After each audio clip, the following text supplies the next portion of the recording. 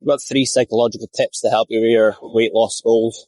The first of which is buy smaller plates, bowls and cutlery. We eat with our eyes as humans. We see nice food, we see palatable food, and we think, oh, that looks nice. But if we see it in a large bowl, there's not a lot of food in that bowl, we'll think, oh, there's not a lot of food.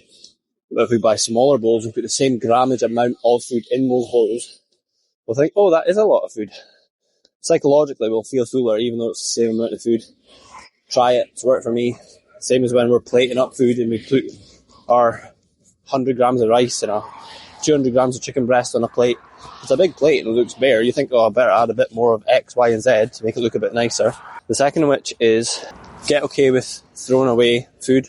Now, obviously, if you've got a partner, kids, parents, they'll often leave food on plates. And there's, again, something psychologically in our head that, and especially some people of my generation and my era, our parents brought us up saying things like, there's starving kids around the world, you better finish your plate. That's also been ingrained in us from childhood and takes us through into adulthood. We still have that conception in our brain, so when we're throwing away food, we still have that feeling of guilt. So we'll eat that extra bite that the kids didn't have, or our partner's left, and we'll just finish it.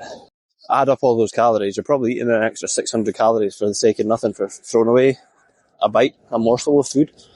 So get okay with throwing it away.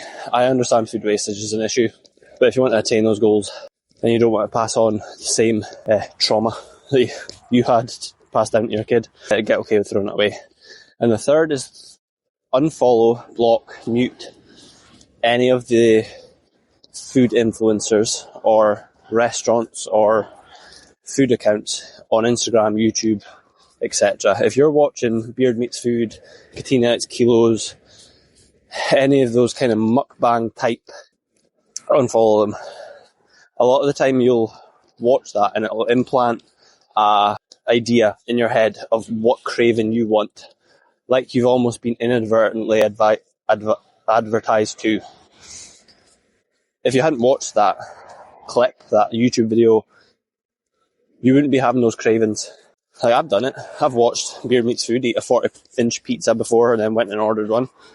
And would I have done that if I hadn't watched that video? Probably not. I'd have probably stuck to my diet. I'd have stuck to my goals. But if it's hindering your progress and making you crave things that you don't either normally crave or making you crave things over and above your natural body's cravings, unfollow them. You can follow them again.